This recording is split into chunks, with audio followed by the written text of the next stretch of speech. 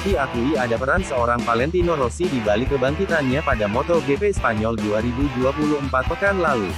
Pembalap Pertamina Enduro VR46 itu yang akhirnya bisa menikmati balapan dan mulai kembali bisa merasakan bersaing di barisan depan. Marco Bezzecchi yang tak lain merupakan salah satu kandidat kuat sebagai kampiun juara dunia tahun lalu. Namun sayangnya pada awal tahun ini pembalap Pertamina Enduro VR46 itu tampak kesulitan di awal musim. Pembalap jebolan dari tim Akademi VR46 asuhan dari legenda MotoGP Valentino Rossi itu masih kesulitan untuk bisa menembus posisi top 5 selama sesi balapan dalam 3 seri awal. Namun, baru-baru ini Bezzecchi telah mulai menunjukkan tanda-tanda kembali kompetitif. Bezzecchi yang berhasil tampil sangat mengesankan di MotoGP Spanyol 2024 pekan lalu. Dalam sesi balapan yang berlangsung pada Minggu, tanggal 28 April tahun 2024. Bezzecchi terlihat mampu untuk bersaing ketat dengan Marc Marquez hingga akhirnya berakhir finish di posisi ketiga. Setelah akhirnya sukses mendapatkan podium pertamanya musim ini, Bezzecchi mengaku sangat senang. Ia mengaku sempat merasa kesulitan dengan motor barunya, tapi kini bisa merasa senang karena bisa kembali tampil kompetitif. Tentunya saya sangatlah senang bisa naik podium lagi. Akhir musim yang sulit, karena pada tahun lalu dengan cedera bahu. Tetapi juga awal tahun ini dengan motor baru. Saya terus berjuang keras untuk beradaptasi dengan motornya pada musim ini. Saya sangat senang berada di sini dan bisa bersaing di babak kualifikasi. Dan saat sprint saya berada di sana. Meskipun saya sempat terjatuh dan saya tahu perasaan saya sangatlah baik.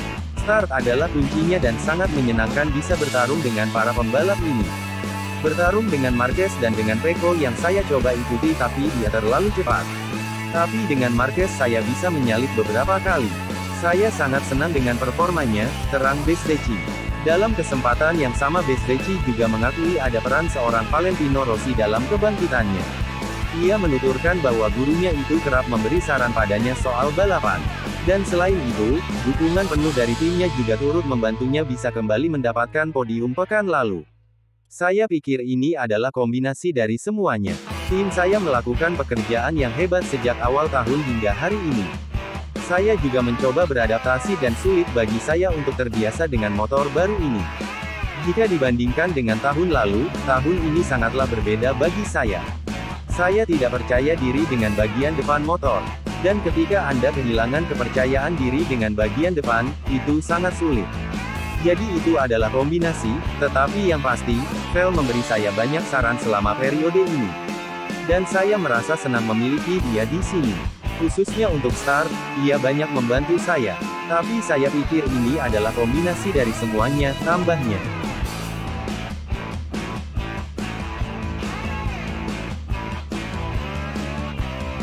Alex Rins mengungkapkan permasalahan krusial yang dialaminya dan Fabio Quartararo di Yamaha, di mana motor M1 masih terasa terlalu berat untuk dikendarai dan membuat mereka terasa lambat.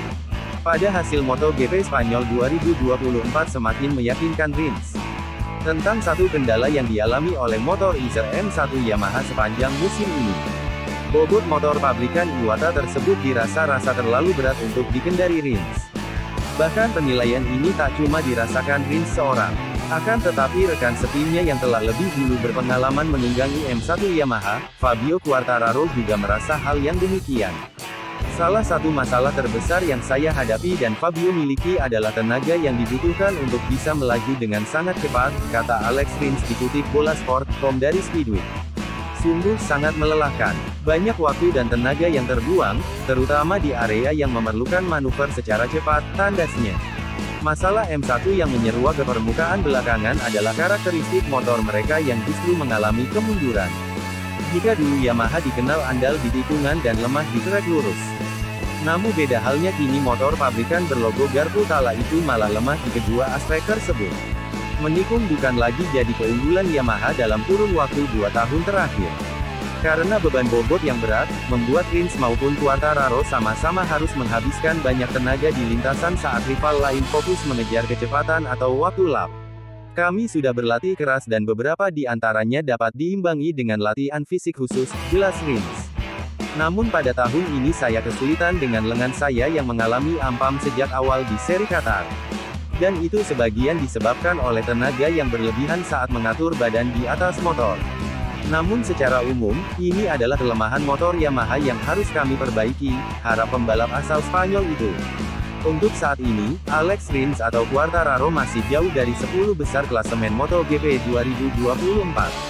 Rins baru mengumpulkan 6 poin dan berada di peringkat ke-19. Sedangkan rekan setimnya Quartararo ada di urutan ke-12 dengan 25 poin.